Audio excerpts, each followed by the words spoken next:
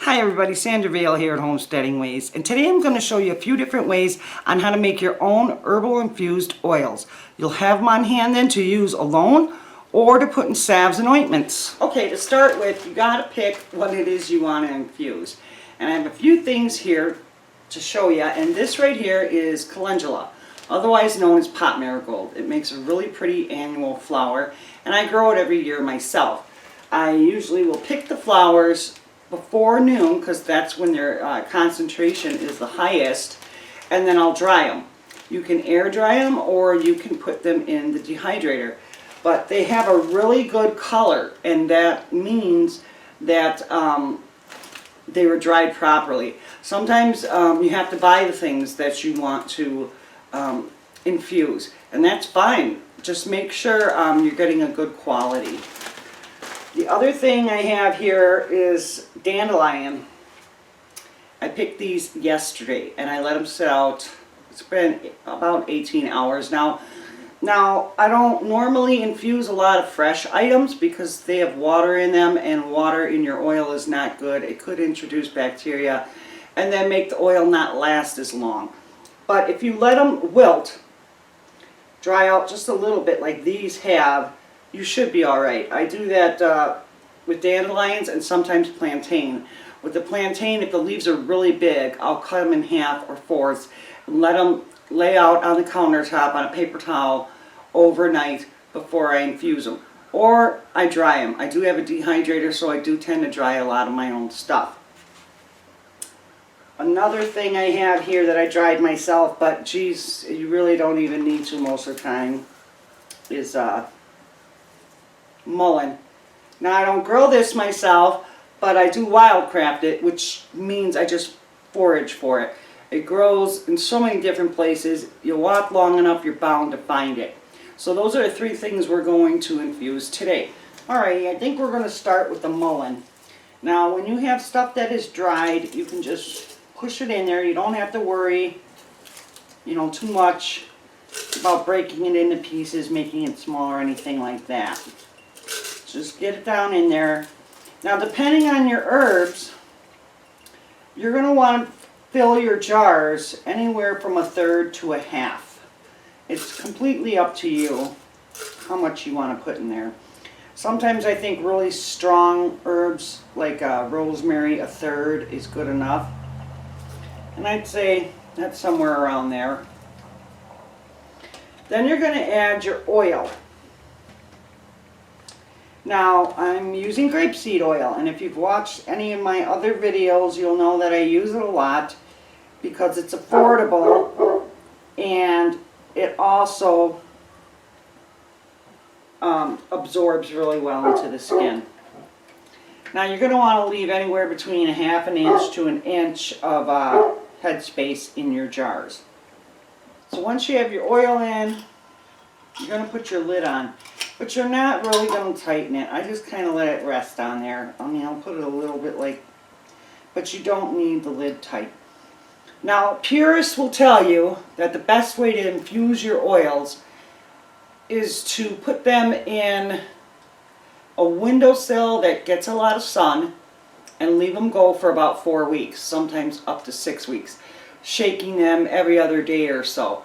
And that probably really is the best way, but we don't always have time for that. I mean, I do a few of my oils like that if I happen to have more of them still on hand, but I don't really do the majority of them that way. And now I'm going to show you the way I do them the most often. Well, if you guessed my double boiler, you would be right. That's exactly what I'm doing. The bottom here has got water in it, but so does the top. I like to have the top one filled with enough water so that it goes about halfway up, maybe a little bit more on the jar. And you want to keep this at a simmer. What you want to do is heat the oil as slowly as possible. If you have a thermometer, it would be great if you would check the water temperature. Anywhere between 100 and I'd say 135 would be best. And you're going to want to keep your oil in here, I'd say 3 to 4 hours. So you're going to be checking to make sure your water levels in both pots don't go down too far. You're going to need to keep adding some more water. And then, you know, you can come and tighten your little bit and shake it around if you like. You don't have to. But I'd say let this go 3 to 4 hours, probably 5 at the most. But then there's other methods as well. So let's get to those too. Alright, next I'm going to be doing the calendula, and I'm going to pack it in there pretty well because I want a strong oil with this. I use calendula oil in so many different salves and ointments. It's just so wonderful for your skin. I really highly suggest you get yourself a couple of good herbal books, some good websites. Go and check out reputable people and learn as much as you can. It's really great the things we can do with the natural items that grow around us. I'm not going to fill this up all the way, but I'm doing a little bit more than half.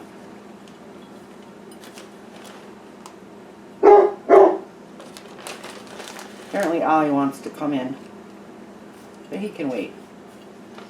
Okay, I'm going to add my oil.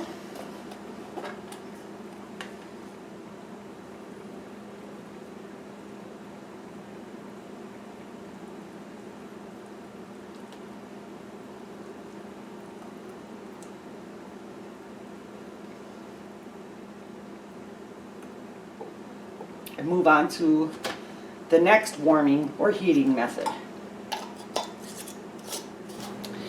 And here we go. Method number 3, my dehydrator.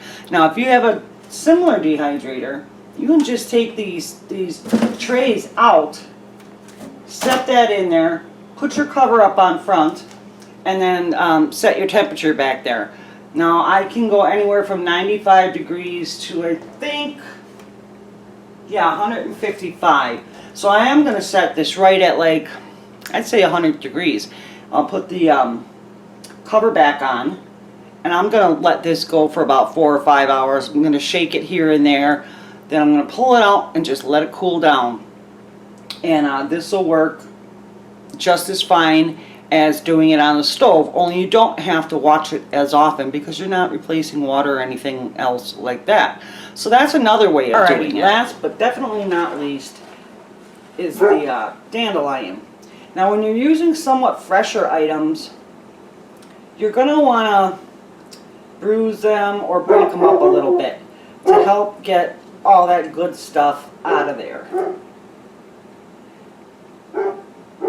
With the dried, it's more concentrated. This you're going to want to pull it apart a little bit.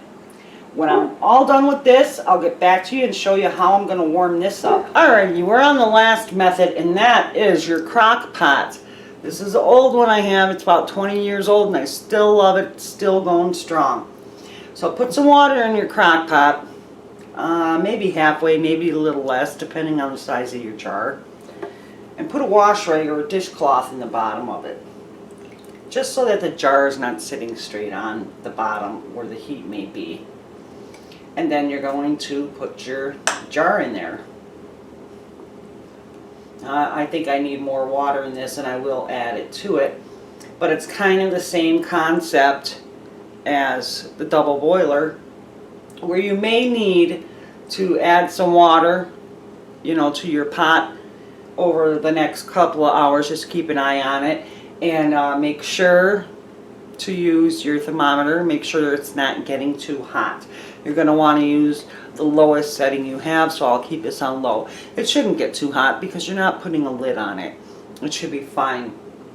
And one thing about the dandelions and even the mullein, if you're going to be picking anything fresh that isn't directly in your own yard, make sure you don't pick anything that's roadside or where you would have to wonder if pesticides have been used, because then you're really defeating the purpose there. But this is how you make infused oils. It's pretty simple. It may take a little while, but it's definitely worth it.